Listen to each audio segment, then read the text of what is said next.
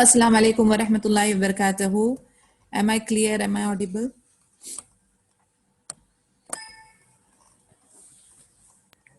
Yes. Okay. Jazakillah khair. We will start the 34th session of the Seal Nectar, Ar-Rahiq al-Makhtoom, biography of our noble Prophet Muhammad sallallahu alaihi wasallam. Rabbi shrah li sadri wa yassir li amri wahlul 'uqdatam min lisani yafqahu qawli. Last we did was that the Makkan army is approaching to Medina. We are approaching towards Uhud, Battle of Uhud now. तो हमने देखा कि जैसे मक्कन army it is approaching towards Medina. आगे चलते हैं. A consultation assembly for a defense plan. The scouting party from Medina conveyed all the movements of the Meccan army. Allah's Messenger sallallahu alaihi wasallam convened a head military council to exchange ideas about the situation. He told them about a dream he had. He said, "By Allah Azza wa Jal, I have dreamt, and I pray to Allah Azza wa Jal that it is a dream of bounty, of slaughtered cows, and that there was a groove at the point of my sword. I had inserted my hand into an immune armor.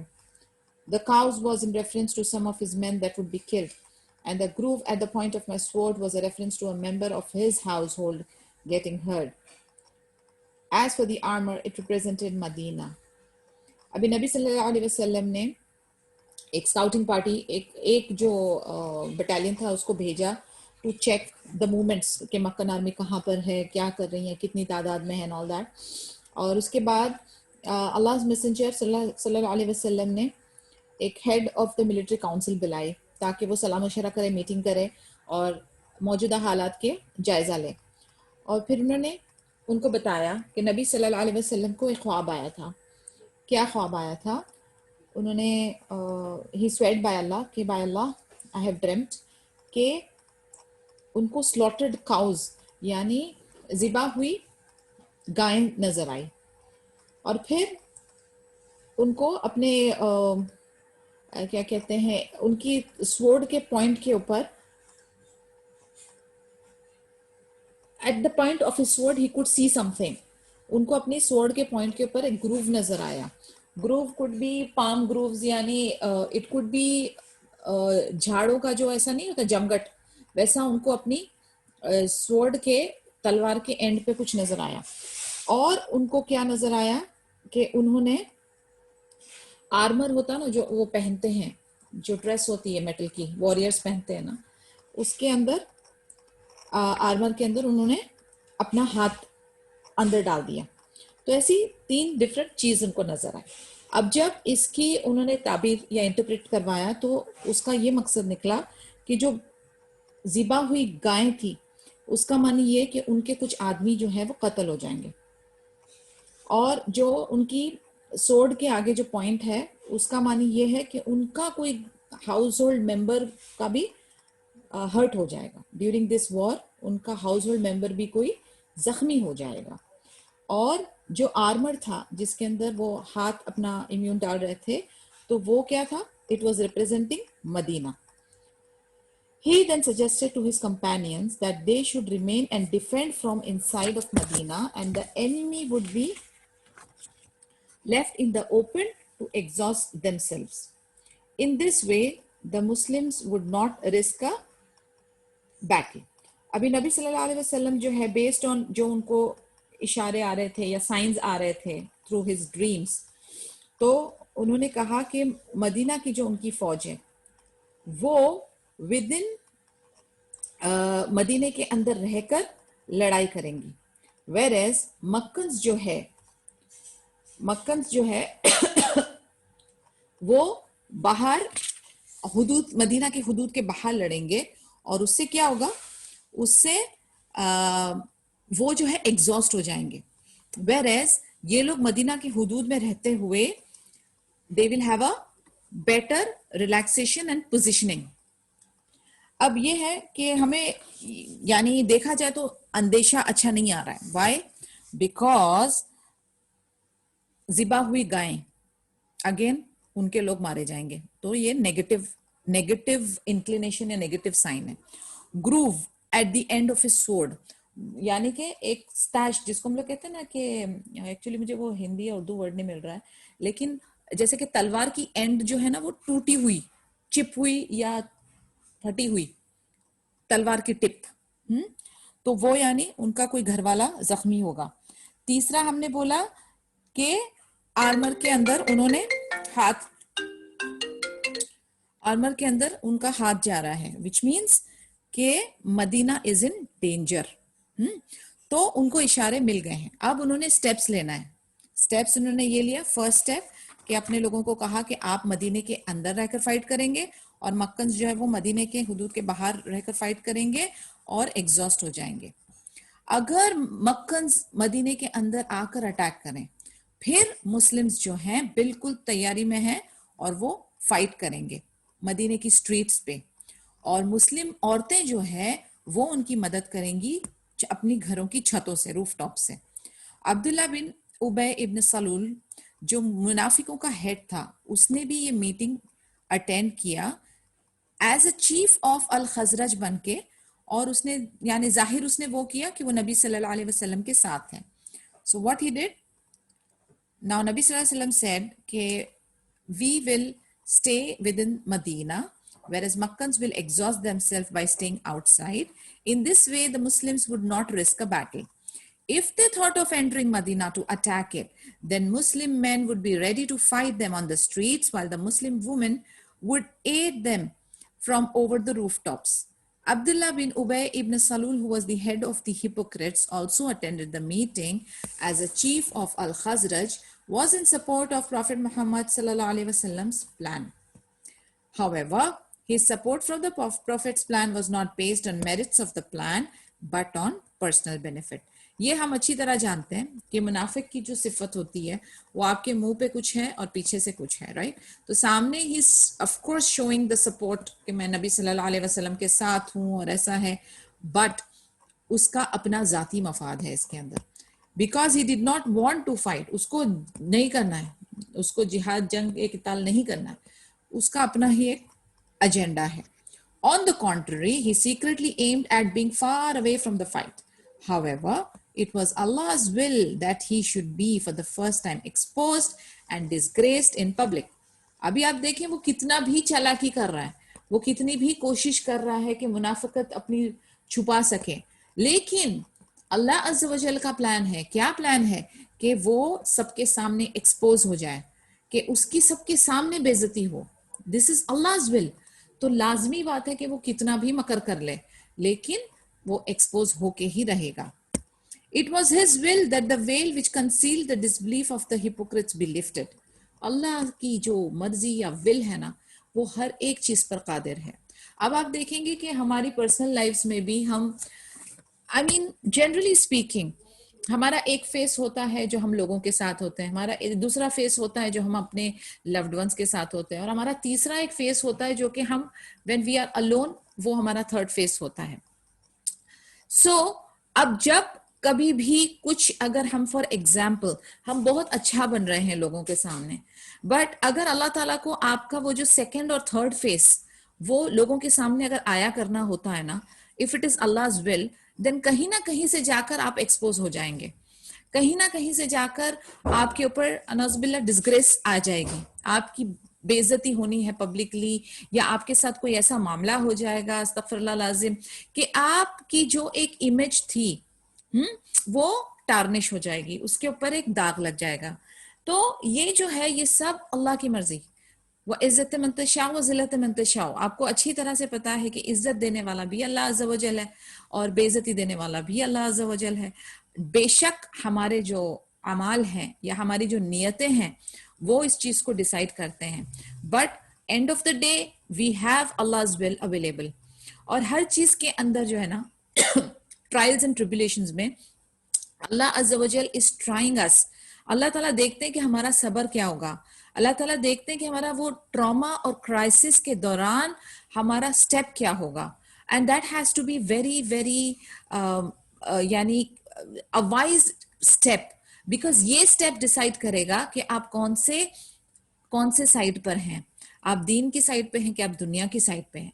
ये step आपका decide करेगा कि आपके अंदर इस्लाम का फहम कितना है, आपके अंदर अल्लाह की जात पे भरोसा, यकीन और आपका अकीदा कैसा है. This will determine your state of iman. तो इसीलिए moments of crisis, moments of trauma, moments of trial and tribulation has to be dealt in a very positive, calm and a wise way. लेकिन ऐसे मोमेंट्स में अच्छों की जो है ना कदम डगमगा जाते हैं, फिसल जाते हैं, गुस्से में आ जाते हैं, तैश में आ जाते हैं, घबरा जाते हैं, रिएक्ट कर जाते हैं. एंड वी आर ह्यूमंस, हम लोग एंजल्स नहीं है, right? So we will react. But हमें अल्लाह की मदद जो है ना, हमेशा अल्लाह की मदद मांगनी चाहिए और अल्लाह की जो डोरी है वो नहीं छोड़नी चाहिए. अल्लाह पे भरोसा, रजा, होप, ये नहीं छोड़नी चाहिए. आप थोड़े टाइम के लिए आपकी कैफियत घबराने वाली होगी, यू आर ह्यूमन, लेकिन वो कैफियत को हम कैसे टर्न करेंगे? हम फिर से अल्लाह के सामने ही गिड़गिड़ाएंगे, हम फिर से अल्लाह के सामने ही रोएंगे, हम फिर से अल्लाह से ही रजू करेंगे. हर मुश्किल, हर बीमारी, हर तकलीफ, हर परेशानी कौन सॉल्व करने की कुव्वत रखता है? अल्लाह अज़्ज़ा वजल, बस अल्लाह. तो अल्लाह जो है वो कादिर है, अल्लाह है जो जिसमें कुव्वत है. तो ओनली अल्लाह एंड नो वन एल्स. इस बात को बार बार मैं इसलिए रिमाइंड करती हूँ क्योंकि यही वो मोमेंट्स हैं जो डिसाइड करेंगे कि आपके अंदर दीन कितना उतरा है और आपके मामलात फिर किस तरीके से सुलझते हैं. May Allah make us strong during the moments of crisis. Ameen Ya Rab. Going forward, so ये जो अब्दुल्ला बिन उबय इब्न सलूल था उसको भी एक्सपोज करने का टाइम आ गया था. His will that the veil which concealed the disbelief of the hypocrites be lifted. तो ये अल्लाह अज़्ज़ा वजल का प्लान था कि जो मुनाफिक है उसका जो कुफर है वो सबके सामने आया हो. Allah subhanahu wa ta'ala's will enabled the Muslims to recognize the reality of those snakes who were slithering within their garments. It is all thanks to Allah Azza wa Jal that they were able to recognize them during a critical junction of their lives. यानी मुसलमान जो है वो इनको identify कर रहे थे कि ये जो सांप हमारी आस्तीनों में पल रहे हैं इनको हम आइडेंटिफाई करें. ये अल्लाह की मर्जी थी कि उनके सामने इनको आया किया जाए और इसीलिए जो हमारी हम्द सना है या जो हमारे शुक्र है वो अल्लाह के लिए है क्योंकि अल्लाह ताला ही हमें वो ही दिखाना चाहते हैं जो अल्लाह ताला हमारे लिए भलाई कर रहे हैं और हमसे वो छुपाना चाहते हैं उसमें भी हमारी खैर है. तो अल्हम्दुलिल्लाह जो आपको दिखता है, जो आपको एक्सपोज होता है उसके ऊपर भी शुक्र करें, जो आपसे छुपाया जाता है उस पर भी शुक्र करें क्योंकि दोनों ही सूरत हाल में हमारे लिए खैर है. Some of the most honorable companions who had missed the Battle of Badr offered the suggestion that the Prophet Muhammad ﷺ should march out from Medina, urging him to accept their advice. One of them said, Messenger of Allah ﷺ, we have been looking forward to this day for a long time. We have prayed to Allah Azza wa Jal to make this day draw near. All gratification is for Allah Azza wa Jal. It is time to fight. So let us march out and fight our enemies in case they start to believe that we have lost heart and dare not fight them. कुछ जो सहाबाज थे माशाल्लाह बहुत अच्छे सहाबाज थे जिन्होंने battle of बदर को मिस किया था, वो उस जंग में नहीं शामिल हो सके थे. तो उन्होंने सजेस्ट किया नबी सल्लल्लाहु अलैहि वसल्लम को कि हम लोग why should we wait and अंदर हुदूद में अपनी फाइट करें, उनको वेट करें, फिर हम अटैक करें, फिर हम बैटल को कन्वर्ट करें. वो कहते हैं हम स्ट्रेट बाहर निकलते हैं, हम निकलते हैं और उनके साथ हम उनका सामना करते हैं, अच्छी तरह से उनको फाइट करते हैं. सारी हम्दुसना उन्होंने अल्लाह के लिए रखी है. कहते हैं कि सारा कुछ हम हमारे विल पावर है, हम प्रिपेयर्ड हैं, हम राजी हैं कि हम हमारी जान को निछावर करें अल्लाह की राह में. तो फिर हम क्यों ना जाएं?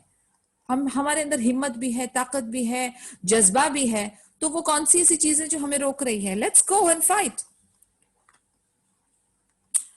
Hamza bin Abdul Muttalib Radiallahu anhu, who was the paternal uncle of Prophet Muhammad sallallahu alaihi wasallam and who had already decorated his sword with the blood of the idolaters during the battle of Badr, was the leader of those eager people who were advocating him to march out and meet the disbelievers. अभी ये जो जमात थी जो कह रही है कि हम बिल्कुल रेडी और हमें लड़ना है, उसके लीडर थे हमजा बिन अब्दुल मुत्तलिब रदियल्लाहु अन्हु. ये नबी सल्लल्लाहु अलैहि वसल्लम के चचा थे.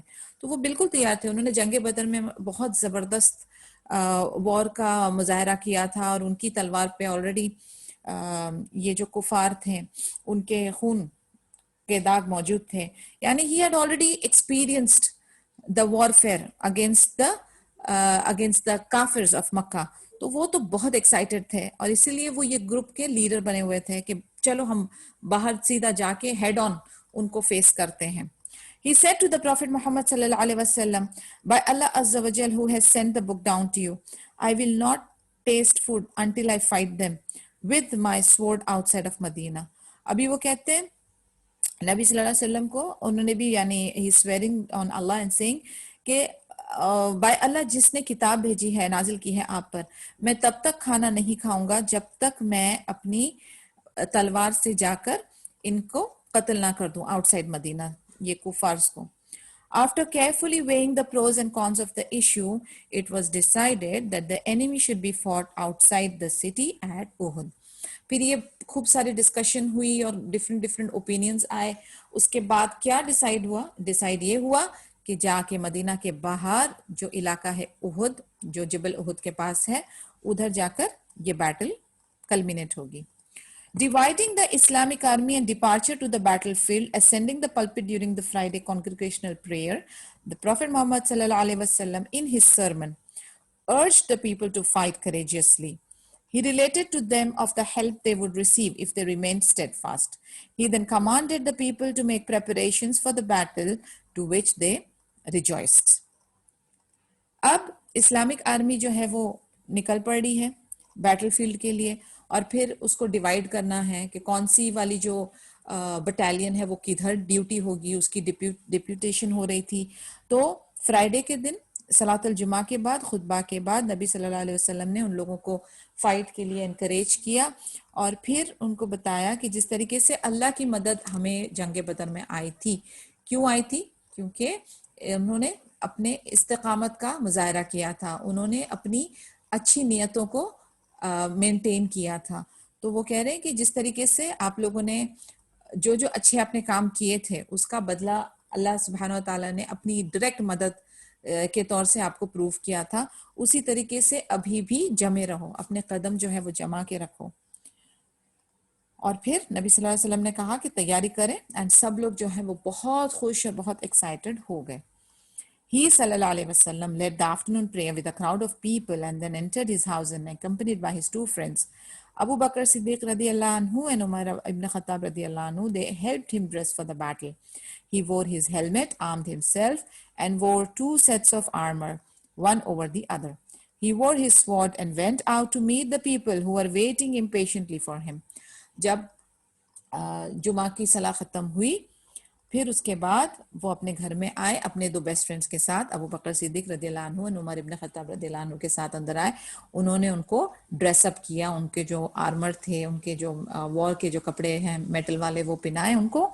और नबी सल्लल्लाहु अलैहि वसल्लम ने एक की जगह दो आर्मर पहना फॉर एक्स्ट्रा प्रोटेक्शन और अपनी स्वॉर्ड ली उन्होंने। और फिर वो बाहर निकले अपने लोगों को मिलने के लिए जो बहुत बेसब्रे हो रहे थे उनसे मुलाकात के लिए। Sa'ad bin Mu'adh radiallahu anhu and Usaid bin Hudayr radiallahu anhu began to blame the people for imposing their view on the Prophet Muhammad sallallahu alaihi wasallam by saying, "You have forced Allah's Messenger sallallahu alaihi wasallam to fight the enemy outside of Medina."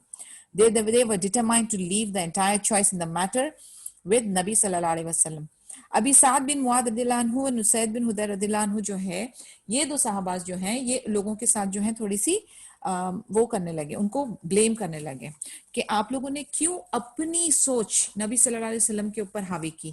वो कहते हैं हम लोगों को ये मामला जो है वो पूरा का पूरा नबी सल्लल्लाहु अलैहि वसल्लम पे छोड़ना चाहिए था, कि जैसे उन्होंने सजेस्ट किया कि हम लोग मदीने की हुदूद में रहकर अंदर से जो है वो हम कार्रवाई करेंगे, आप लोगों ने क्यों उनको उनके ऊपर अपनी सोच थोपी। जब नबी सल्लल्लाहु अलैहि वसल्लम बाहर आए तो सारे लोगों ने कहा, Messenger of Allah sallallahu alaihi wasallam, we should not have disagreed with you. You are free to do what you desire. If you prefer to stay inside Medina, we will stay with you. अभी उनको भी खौफ आ गया थोड़ा सा, जैसे ये दोनों साहबाज ने उनको रिमाइंड किया कि आप लोग क्यों उनकी सोच से आगे अपनी सोच को ले गए, तो इन्हें भी डर आया कि सही बात है, जब नबी सल्लल्लाहु अलैहि वसल्लम ने किसी चीज को डिसाइड किया है तो वो बहुत सोच समझकर और अल्लाह की मर्जी के हिसाब से किया होगा, हम लोगों ने क्यों अपनी सोच को उनके ऊपर हावी होने दिया। फिर जब नबी सल्लल्लाहु अलैहि वसल्लम बाहर आए तो उन्होंने बड़े अच्छे तरीके से उनसे कहा कि आप जो है हमारी बात को सीरियसली ना लें, आप अपनी जो सोच है उसके मुताबिक आप काम करें, हम लोग उसमें राजी हैं। इस पर नबी सल्लल्लाहु अलैहि वसल्लम ने रिमार्क किया, it does not suit a profit that once he has placed on his armor to take it off until Allah Azza wa Jal has decided between him and the enemy. तो नबी सल्लल्लाहु अलैहि वसल्लम ने कहा कि एक रसूल, एक नबी को ये ज़ेबा नहीं देता कि जब उसने अपने आर्मर को पहन लिया है, अपने वो जो वॉर की तैयारी कर ली है, तो फिर वो उसको बिना वो मकसद हासिल किए निकाले, अनलेस अल्लाह डिसाइड करे उनके और उनके दुश्मनों के बीच में। अब देखिए कितना ग्रेसफुल और कितना पावरफुल है ये अप्रोच। यानी नबी सल्लल्लाहु अलैहि वसल्लम जो है ना, यानी लीडर जो है ना, लीडर कैसा होना चाहिए, एक टीचर कैसा होना चाहिए, एक मेंटर कैसा होना चाहिए, इसके हर एक किस्से के अंदर आपको कुछ ना कुछ पॉइंट्स मिलते जाएंगे, वो सारी चीजें मिलते जाएंगी जिसको हम तलाश रहे हैं और जो हमारे अंदर नहीं है और जो हमें डेवलप करनी है। जब लोगों ने उनसे कहा, अपने व्यूज एक्सप्रेस किए, तो उन्होंने उनकी व्यूज को सुना, उसको तरजीह दी, उसको अहमियत दी, फिर उनके मुताबिक वो काम करने चले। फिर जब ये छोटों को रियलाइज हो रहा है कि नहीं, सोच ज्यादा बेहतर है, उनकी समझ, उनकी विजडम ज्यादा बेहतर है, तो वो अपनी मिस्टेक रियलाइज कर रहे हैं और फिर वो अपने लीडर को कह रहे हैं कि आप अभी अपने कदम पलट लें। फिर वो कहते हैं नहीं, ये एक लीडर को ज़ेबा नहीं देता है कि एक इरादा कर लिया, एक पुख्ता प्लान कर लिया, फिर उससे पलटे। यानी अब देखिए, again this point can be related to us, हमारे ऊपर हम कैसे लगा सकते हैं इसको, इस पॉइंट को हम हमारे ऊपर लागू कैसे कर सकते हैं as a parent, as a spouse, कि जब हमारे हस्बैंड्स कुछ डिसीजन ले रहे हैं, हमें लगता है कि वो सही नहीं है, हमारे एंगल से हम देख रहे हैं, हम उनको सजेस्ट करते हैं कि आप ये नहीं, पॉइंट प्लान ए नहीं, प्लान बी को फॉलो करें, और फिर वो सरप्राइजिंगली मान भी जाते हैं और फिर वो प्लान बी को फॉलो करते हैं। फिर हमारे दिल में एक कचोड़ आती है कि नहीं, शायद प्लान ए ठीक था, फिर हम उनके पास जाते हैं। यानी आप देखें, दीज आर द थिंग्स जो हम रोजमर्रा पे महसूस करते हैं और एक्सपीरियंस करते हैं। It could be a small thing like going for a holiday और गोइंग टू अ रेस्टोरेंट और ऑर्डरिंग अ फूड और your choices of dresses and things like that. लेकिन हम छोड़ते हैं फैसला कभी अपने बच्चों पे, और फिर वो बच्चे अपनी मर्जी से डिसाइड करते हैं, हम उनको सुनते हैं, समझते हैं, if possible we follow it, if it is not possible we don't follow, we reject it outright. यानी ये चीजें हमारी जिंदगी का एक हिस्सा है जहां हम डिसीजन मेकिंग जो है, कभी हम पावर अपने हाथ में रखते हैं, कभी हम पावर अपने छोटों को देते हैं, कभी हम पावर अपने बड़ों को देते हैं। इट जगल्स, लेकिन हमें नहीं पता किसका डिसीजन परफेक्ट होगा या किस में सक्सेस मिलेगी, because end of the day success lies in the hands of Allah अज़्ज़ा वजल। हमारी किसी भी कोशिश को, प्लान को सक्सेसफुल होना है या फेल होना है, वो हमारी कदर में बाय अल्लाह's विल शामिल है, लेकिन हमारा डिसीजन, हमारा चॉइस जो है वो बहुत मैटर करता है, because Allah has given us the power of making right choices. May Allah make us among those कि हम हमारी जिंदगी में हर छोटे बड़े बेहतरीन फैसले करें, जिसके वो फैसले ऐसे हों जिससे हमारी दुनिया और आखिरा दोनों संवरें। आमीन या रब। Now, the Prophet ﷺ divided his army into 3 battalions. The Muhajirin battalion under the command of Mus'ab bin Umair al-Abdari radiyallahu anhu, the Ansari Aus battalion under the command of Usaid bin Hudayr radiyallahu anhu, and the third one, the Ansari Khazraj battalion under the command of Al-Hubab bin Al-Munzir radiyallahu anhu. अभी नबी सल्लल्लाहु अलैहि वसल्लम ने 3 groups बना दिए। एक group मुहाजिरिन का था जिनके कमांड थे मुसाब बिन उमैर अल अब्दरी रदियल्लाहु अन्हु। दूसरा ग्रुप था अंसारी औस का, उसके कमांडर थे उसैब बिन हुदैर रदियल्लाहु अन्हु। और तीसरा ग्रुप था अंसारी खजरज जिनके कमांडर थे अल हुबाब बिन अल Munzir. The army consisted of 1,000 fighters. 100 of them had armor and no cavalry was amongst them. 1,000 fighters का ये पूरा टोटल स्ट्रेंथ थी।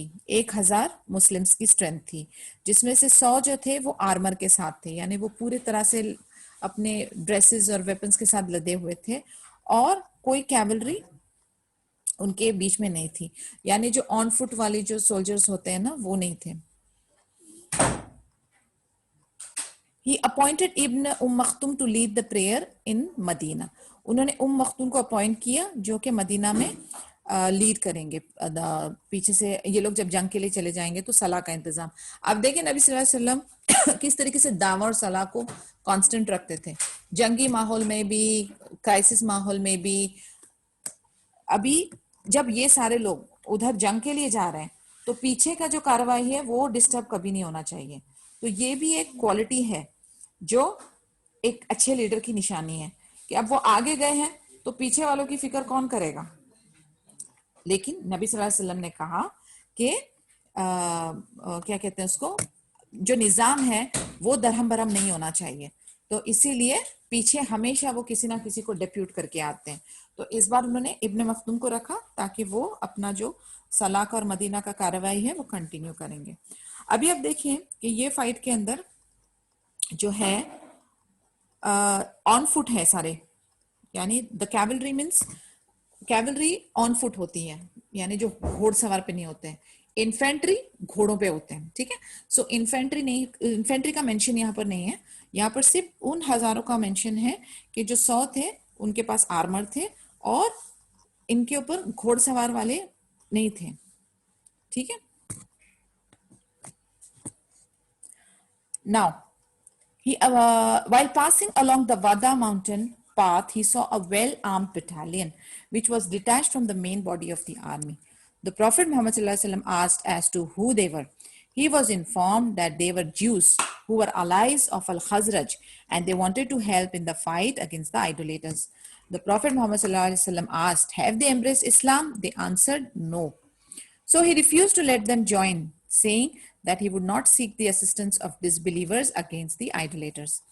अब जब वो निकल पड़े तो एक जगह माउंटेन के पास है जो वादा नाम की जगह है, उधर उन्होंने देखा कि एक और एडिशनल बटालियन आई है, एडिशनल ग्रुप ऑफ आर्मी आई है और ये लोग बिल्कुल लदे हुए अपने अच्छी तरह से आर्मर्स में बिल्कुल पहने हुए पहुंचे। तो नबी सल्लल्लाहु अलैहि वसल्लम ने कहा कि ये लोग कौन है, ये कौन सा ग्रुप है? तो उन्होंने कहा कि ये अल खजरज के दो यानी अलाइज हैं, उनके सपोर्टर्स हैं और ये यहूद हैं और ये आपको मदद करना चाहते हैं इस जंग में अगेंस्ट द मुशरिक। तो फिर नबी सल्लल्लाहु अलैहि वसल्लम ने कहा कि क्या इन्होंने इस्लाम को कबूल किया? उन्होंने कहा नहीं किया। तो उन्होंने कहा कि फिर हम इनकी मदद नहीं लेंगे, यानी वो तो काफिर और जो बुत परस्त लोग हैं वो तो आपस में फिर भाई भाई हुए, तो फिर ये हमारी मदद क्यों करेंगे? तो definitely it is not allowed. उन्होंने कहा अगर ये मुसलमान नहीं है तो हम इनकी मदद कुफार और बुत परस्त के अगेंस्ट हम इनकी मदद नहीं लेंगे, क्योंकि both are same then. Okay,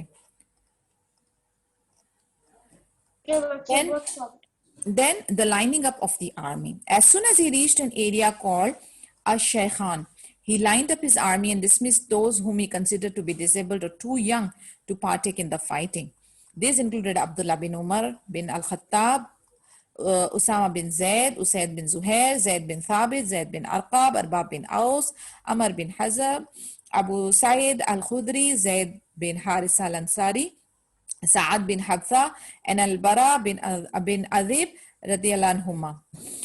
यानी कुछ लोग जो थे, जैसी वो एक एरिया जिसका नाम अश-शैखान है, नबी सल्लल्लाहु अलैहि वसल्लम ने उनको लाइन अप किया और फिर जो कमजोर, यंग और डिसेबल थे उन लोगों को उन्होंने आगे फाइट करने के लिए अवॉइड किया। यानी ऐसा होता है ना, जो फर्स्ट लाइन में खड़े होंगे वो आपके सबसे केपेबल, सबसे शातिर और सबसे स्ट्रांग वाली लाइन होगी, द फर्स्ट लाइन, और पीछे पीछे पीछे फिर कमजोर कमजोर कमजोर। तो उस तरीके से वो दैट वाज द हायरार्की। उसमें से जो मैंने अभी साहबास के नाम लिए, देवर आस्क्ड टू, यानी इस जो अच्छे हैं उनको आगे रखा गया और जो कमजोर और डिसेबल हैं उनको पीछे।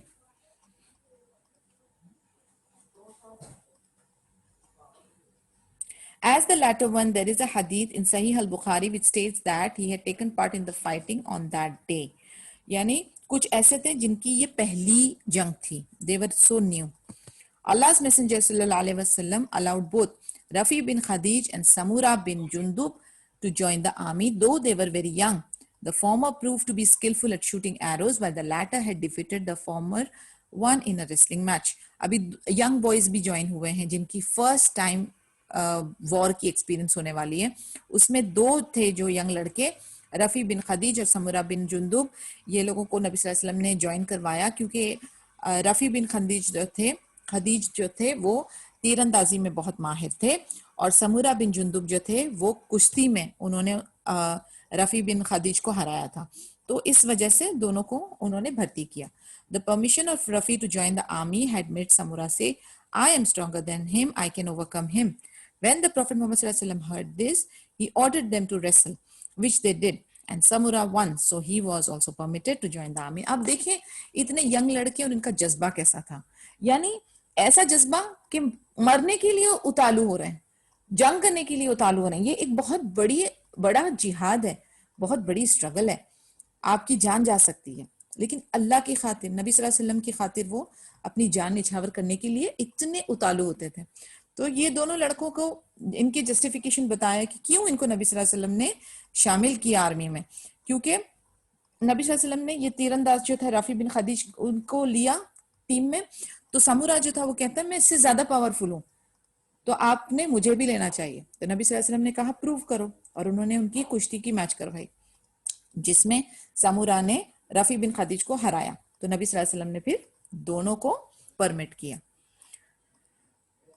यानी अभी इसमें भी देखिए आप लीडरशिप का रोल नजर आ रहा है हमको, कि कोई वास्ता, कोई ऐसी बात, कोई फेवरेटिज्म वाला चक्कर नहीं है, जो डिजर्व करता है उसी को ही अलाउ करते हैं। और ऐसा भी नहीं है कि अगर किसी बच्चे के अंदर कुछ एक आ रही है, फीलिंग आ रही है टू डू समथिंग गुड, तो नबी सल्लल्लाहु अलैहि वसल्लम उसको रोक रहे हैं, ऐसा भी नहीं है।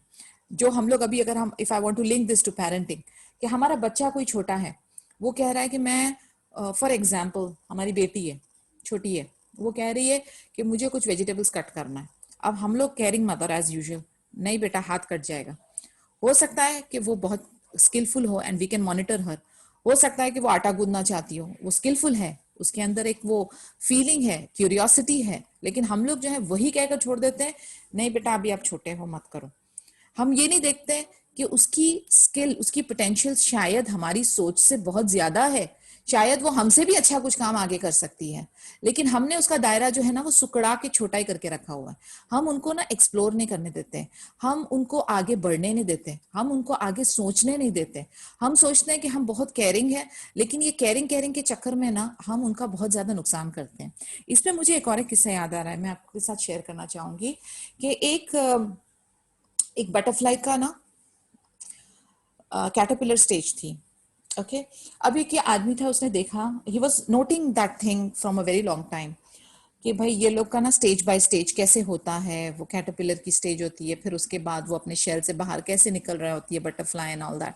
तो उसने ना उसकी हेल्प करने के लिए गया, बिकॉज वो जो कैटरपिलर था वो बहुत स्ट्रगल कर रहा था to come out of it. तो इसने, आदमी ने अपनी नरम दिली, रहम दिली से उसको हेल्प करने गया, and he started helping the butterfly to come out easily. उसने उसके शेल को ब्रेक करने लगा ताकि वो अपनी ताकत कम लगाए। नतीजा ये हुआ कि वो बटरफ्लाई, उसने बेशक खोल दिया उसका शेल, लेकिन वो बटरफ्लाई जिंदा नहीं रही, वो मर गई। अब नतीजा क्या हुआ पता है, क्यों वो मर गई? इसलिए मर गई क्योंकि कुदरत का निजाम इस तरीके से है कि वो जो उसकी स्ट्रगल है ना, वो जो उसकी मेहनत है, वो उसको वो ताकत और कुव्वत देती है कि कल वो उड़ के अपने परों के ऊपर यानी फ्लाई कर सके। लेकिन अगर वो इस स्टेज में ये कुव्वत अपनी डेवलप नहीं कर पाती है, तो वो उड़ने लायक भी नहीं रहती। अब इसमें पेरेंटिंग के लिए बहुत सारे टिप्स हैं। अगर आप एक छोटी सी, एक छोटा सा बोलते हैं ना रेफरेंस आप लें, कि ये उनकी जो शिद्दत है, जो उनकी स्ट्रगल है, जो उनकी मेहनत है, ये उनको आगे के लिए स्ट्रांग बनाती है। एक और एक चीज मैं आपको बताती हूँ, यहाँ पर जिराफ है ना, जिराफ आपको पता है ना बहुत टॉल होता है, सुभान अल्लाह। तो जब ये जिराफ का बच्चा पैदा होता है ना, तो वो काफी हाइट से गिरता है नीचे, बहुत ऊंची हाइट से गिरता है, सुभान अल्लाह। तो वो नया न्यू बॉर्न बेबी वो गिरता है नीचे, और वो गिरने के साथ ना जिराफ की जो मदर होती है वो उसको किक करती है, किक करती है। I am telling you the fact, हाँ ये कुदरत है। अब आप बोलेंगे ये कैसी माँ बच्ची किक क्यों कर रही है, पर वो किक करती है ताकि वो झटके से वो उठे और खड़ा हो। और जब वो किक नहीं करती है फॉर एग्जाम्पल, तो उसके अंदर वो कभी भी वो जर्क या जोल्ट या पावर नहीं आता है जिससे कि वो अपने पैरों पे खड़ा हो सके।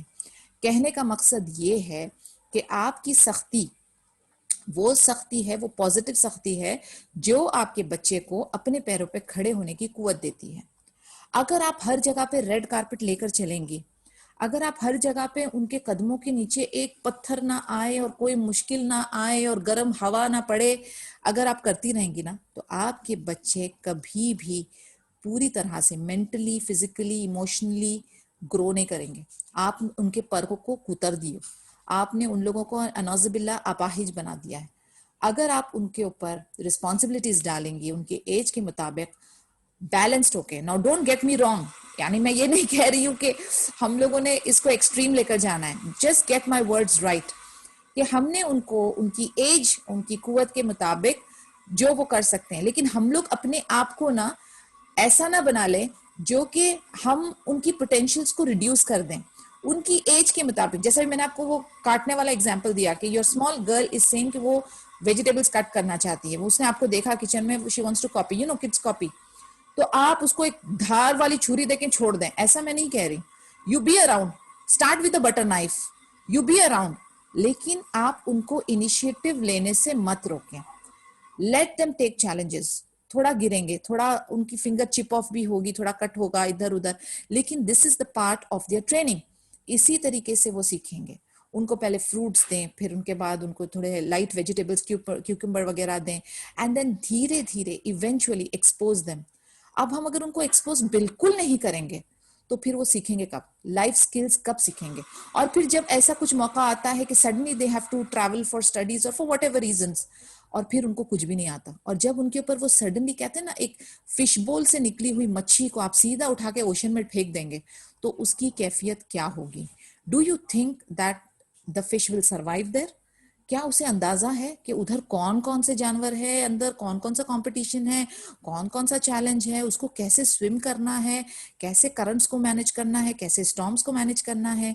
तो ये आपकी जिम्मेदारी है कि आप टाइम दर टाइम उनको प्रोग्रेस कराते रहें, एक्सपोज धीरे धीरे उनको कराते रहें, और वो एक्सपोजर में आप उनको इस्लामिक चैप्टर्स जो हैं वो बताते जाएं, व्हाट इज हराम, व्हाट इज हलाल, this is the situation, this is the circumstances, what to do, हमारा दीन क्या कहता है। उनको साइंस के साथ रिलेट करें, because it appeals a lot to our children. उनको साइंटिफिक रीजंस बताएं, उनको सोशल रीजंस बताएं, उनको कल्चरल रीजंस बताएं, एंड ये आपकी तरबिया का हिस्सा बनना है। और इसी को हम कहते हैं ट्रेनिंग, कि आपका जो रोल है, आप मसूल हो। आप देखें हदीस के वर्ड्स भी जो हैं इन रिगार्ड्स टू पेरेंटिंग के, शेपर्ड, शेपर्ड का रोल बताया है। कोई और भी प्रोफेशन बता सकते थे, शेपर्ड क्यों बताया है? शेपर्ड इसलिए बताया है कि आप देखें वो कैसे चरवाहा अपनी बकरियों के साथ क्या मामला करता है। वो उनको लेकर जाता है, गाय जब जा रहा होता है तो वो आगे होता है, उनको रास्ता नहीं पता बकरियों को, चरवाहा उनको गाइड करता है, फिर उधर ले जाके क्या करता है, उन्हें खुला छोड़ता है, खाओ रज के, उनका हक है, वो अपना खा रहे हैं पी रहे हैं, लेकिन उसके हाथ में होती है लकड़ी, और वो उनको प्रोटेक्ट करता है वुल्फ्स के अटैक से, या वो इधर उधर भटक ना जाए, तो वो मौजूद है, वो तैनात है। उसके बाद क्या करता है, खाना पीना हो गया, अब वो पीछे हो जाता है और बकरियां खुद आगे होती हैं। आप ये 3 स्टेप्स देखें, कितने खूबसूरत और कितने रिलेटेबल है विद पेरेंटिंग। हमें इसी तरीके से चलना है, हमें अपनी लकड़ियों को नहीं छोड़ना है, हमें उनको लीड करने से भी नहीं रोकना है। कब करना है, इसमें हिकमत आएगी। सो सुभान अल्लाह, it's a beautiful journey. May Allah give us that hikmah, may Allah give us that hidayah, and may Allah give us that tawfiq to be ideal parents. Ameen ya Rab. So the lining up of armies started, and then passing the night between Uhud and Medina. जैसे ही रात आई तो क्या हुआ, उन्होंने मगरिब और इशा की जमा नमाज पढ़ी, यानी उन्होंने जमन कर दिया, कंबाइन कर दिया मगरिब और इशा की नमाज, और फिर उन्होंने रात उधर बिताई। 50 लोग जो थे वो गार्ड कर रहे थे पेट्रोल कैंप को, क्योंकि सिक्योरिटी लाजिम है। मोहम्मद बिन मसलमा अल अंसारी रदियल्लाहु अन्हु, the hero of the brigade of Ka'ab bin al-Ashraf, was in charge of the guards, while Dakhwan bin Abd Qais radiallahu anhu took the responsibility of guarding the Prophet Muhammad sallallahu alaihi wasallam. अब ये 50 लोग जो थे, इनकी क्या जिम्मेदारी थी कि पूरा कैंप को पेट्रोल करेंगे और पूरे कैंप की गार्डिंग करेंगे। मोहम्मद बिन मसलमा अल अंसारी, अगर आपको याद होगा, काब बिन अल अशरफ जो मुनाफिक था, उसको जो कत्ल करने वाला प्लान था, उसका लीडर, उसका हीरो था मोहम्मद बिन मसलमा अल अंसारी। तो इनको इंचार्ज बनाया गया था गार्डिंग के लिए, और दखवान बिन अब्दुल कैस रदियल्लाहु अन्हु को पर्सनल गार्ड ऑफ नबी सल्लल्लाहु अलैहि वसल्लम की तरह ड्यूटी दी गई थी। The rebellion of Abdullah bin Ubay and his followers. Towards the end of the night and just before dawn, the Prophet Muhammad sallallahu alaihi wasallam broke camp, and when he reached Ash-Shawt, he performed the Fajr prayer. He was close enough to the enemy that they could see one another. अब आप देखें, सुबह का वक्त आया, नबी सल्लल्लाहु अलैहि वसल्लम ने फजर की नमाज अपनी अदा की। आप देखें सलाह नहीं रुकती, द इम्पोर्टेंस ऑफ सलाह आपको अब पता चलेगा। उधर भी उन्होंने, वो ट्रैवल कर रहे थे, पहुंचकर अपनी मगरिब और इशा उन्होंने पढ़ी, इधर सुबह उठते के साथ ही अपनी फजर अदा की। सुभान अल्लाह। यानी कह सकते हैं ना, हम टायर्ड हैं, हम जिहाद करने के लिए जा रहे हैं, अल्लाह की खातिर कर रहे हैं, तो नमाज हमारे लिए माफ हो गई, रुखसत हो गई। लेकिन आप देखेंगे कि ये मामला नहीं था। इंपॉर्टेंस ऑफ सलाह आपको अब पता चल रहा है। अब नबी सल्लल्लाहु अलैहि वसल्लम ने फजर अदा की और वो अशौत में पहुंचे। अब वो दुश्मनों के इतने करीब थे कि वो एक दूसरे को देख पा रहे थे। अब इधर क्या मामला हुआ, एक मुनाफिक अब्दुल्ला बिन ube rebelled against the Muslims and withdraw with 1/3 of the army, 300 fighters. अब सडनली ये मुशरिक एक जो है अब्दुल्ला बिन उबे, उसको पता नहीं क्या हुआ और उसने कहा कि मुझे नहीं लड़ना, और उसने अपने आदमी 300 आदमियों को विड्रॉ कर दिया। अब 300 आदमी 1000 में से यानी 1/3 स्ट्रेंथ कम हो गई, वो भी लास्ट मिनट में। अब देखिए मुनाफिक की सिफत जो है ना, यानी पेनफुल और दर्दनाक और नुकसानदायक ही है, और नो वंडर उनके लिए अजाब भी उस तरीके का अल्लाह ताला ने रखा है। He said, "We do not know why we should kill ourselves."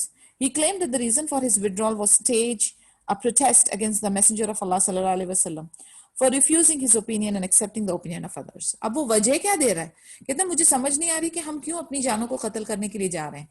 फिर कहता है कि मेरा इस तरीके से विड्रॉ करने का वजह ये है कि नबी सल्लल्लाहु अलैहि वसल्लम ने मेरी ओपिनियन को तरजीह नहीं दी, मेरी सलाह को माना नहीं और दूसरों की सलाह को माना। However, this was not the real cause for his withdrawal, because if the refusal of his opinion, as the hypocrite claimed, was the real reason, then it would not have made sense for him to join the Prophet's army from the onset.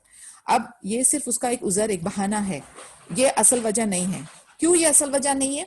क्योंकि अगर ये असल वजह होती तो उसने शुरुआत में ही, उसकी ओपिनियन नहीं मानी गई थी तो वो उसी वक्त ही अपने आप को विड्रॉ कर लेता।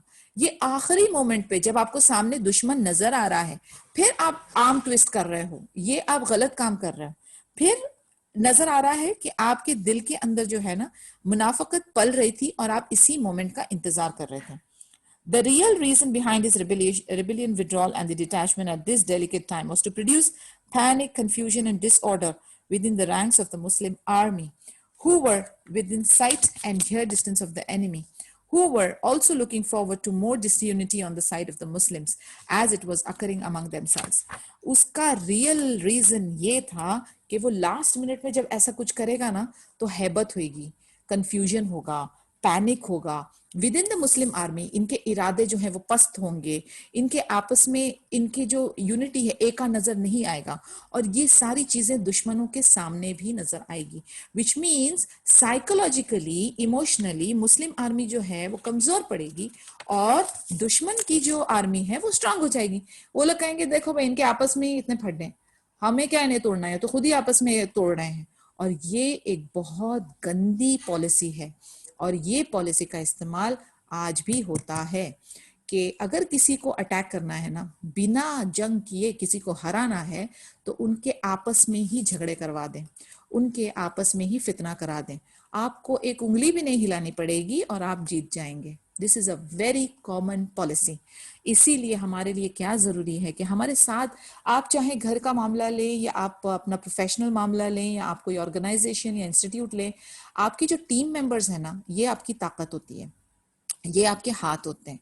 अगर इनके साथ आपका अंडरस्टैंडिंग और यूनिटी का मामला है तो बेइज़्निल्लाह आप कामयाबी की तरफ आसानी से पहुंच जाएंगे। लेकिन अगर आपके टीम मेंबर्स, इमीडिएट मेंबर्स ही आपके दुश्मन हैं या आपके साथ अंडरस्टैंडिंग उनकी नहीं है, उनके बीच में अगर दिलों में इख्तलाफ है, तो you can not achieve your goal. आप चाहे कितनी भी ताकत लगा दें, आप चाहे कितने भी स्किलफुल हो, कितने भी टैलेंटेड हो, लेकिन अगर आपके साथ आपके साथी, आपकी टीम आपके साथ इत्तेफाक नहीं रखती तो आप कहीं भी नहीं पहुंच पाते हो, आपकी एनर्जी पूरी वेस्ट हो जाती है। बिकॉज आप 2 कदम आगे चल रहे हो और आपको पीछे 4 कदम खींचा जा रहा है, तो आपको क्या लगता है आप कितनी देर में अपनी मंजिल तक पहुंचेंगे?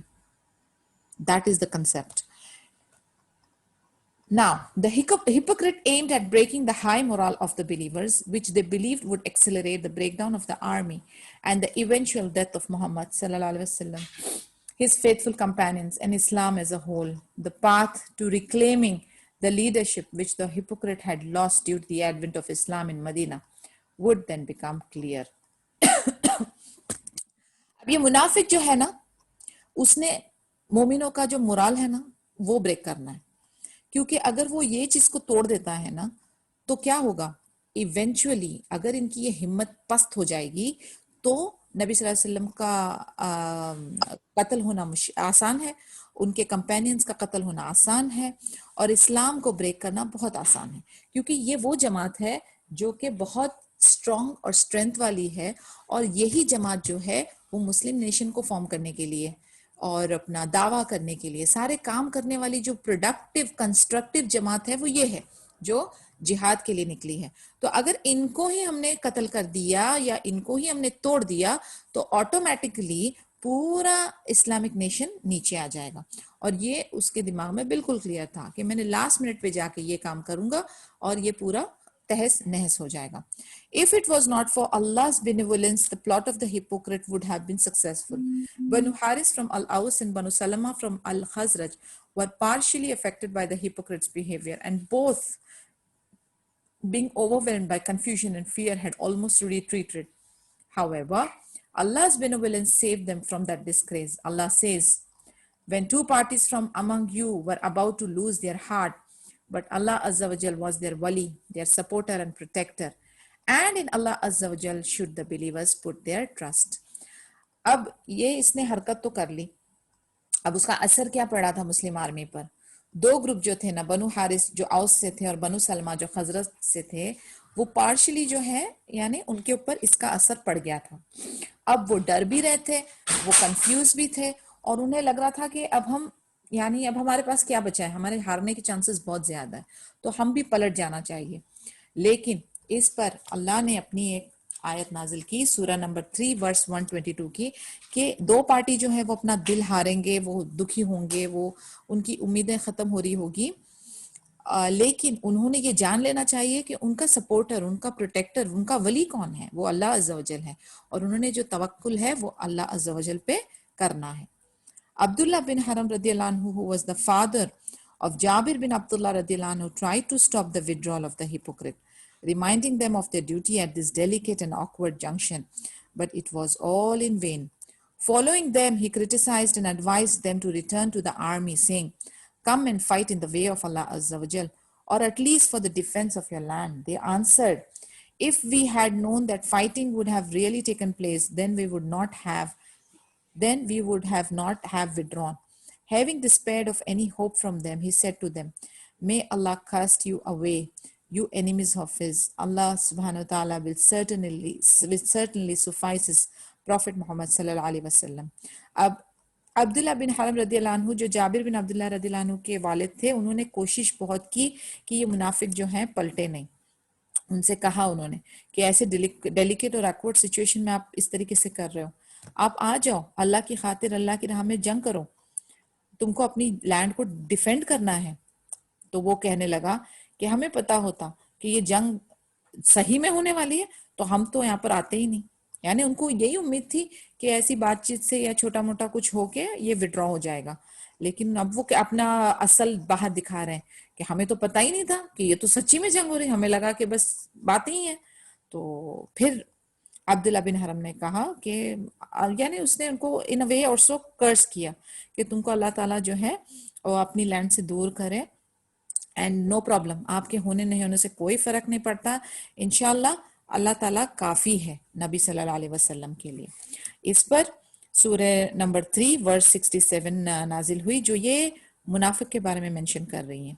And that he might test the hypocrites, it was said to them, come fight in the way of Allah अज़्ज़ा वजल, और एटलीस्ट डिफेंड योरसेल्फ। यानी अगर आपके दिल में ये है कि मुझे अल्लाह के लिए नहीं लड़ना है, एटलीस्ट अपने आप का बचाव करो, क्योंकि ये आपको आपकी आपकी लैंड में आके आपको मार रहे हैं, आपको जिला वतन करेंगे, आपको एक्सप्लॉइट करेंगे, एटलीस्ट अपने आप का बचाव करो। They said, "Had we known that fighting will take place, we would certainly have followed you." They were that day nearer to disbelief than to faith, saying with their mouths what was not in their hearts, and Allah has full knowledge of what they conceal. यानी उधर वो लोग कह रहे थे, मदीने में कह रहे थे कि अगर जंग होगी तो हम आपके साथ हैं, लेकिन उनके दिलों का मामला अभी बाहर आ रहा है। वो कह रहे हैं तो हमें तो यकीन ही नहीं था कि ये जंग होने वाली है, अगर ये जंग होने का अंदेशा हमें होता तो हम आपको पहले यानी हम इसके तरफ आते ही नहीं। तो अल्लाह जो है वो जानता है। आप चाहे कितना भी फेक फेस लगा के लोगों को आप कुछ भी कह दें, लेकिन आपके दिल का मामला जो है ना वो अल्लाह अज़्ज़ व जल जानता है। तो अल्लाह न्यू इट। वो कहते हैं कि इनका कुफर जो है वो मुझे पता था, इनकी जो हरकत है उसका अल्लाह ताला को अच्छी तरह से पता था।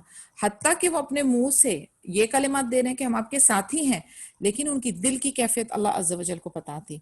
और अल्लाह से कोई भी चीज छुपी नहीं है, बेशक कोई चीज छुपी नहीं है। अल्लाह नोज एवरीथिंग, अल्लाह आलम कुल शे। तो हमें जो है ना, ये जो हमारे फेक फेसेस लगा के हम इधर उधर जो घूम रहे होते हैं ना, उसका कोई फायदा नहीं होने वाला। क्यों? क्योंकि अल्लाह नोज। दुनिया को दिखा के आपने क्या हासिल करना है? दुनिया के साथ आपके मामलात जो हैं, अगर वो झूठ पे मबनी है तो आपको उससे कुछ हासिल नहीं होगा। हमें कोशिश ये करनी है कि ये मुनाफकत वाली सिफत को जितना हम कम कर सकें उतना हमारे लिए बेहतर है। क्योंकि if we claim we are Muslims, if we claim we are believers, हमें ये वाली सिफतों से दूर रहना है। चाहे फिर इसमें आपके पास चॉइस हो कि आप कुछ झूठ बोलें, उससे बेहतर है कि आप खामोश रह लें। That would be better and safer for you. And if there is any question please ask. कोई डिस्कशन करना चाहते हैं आप?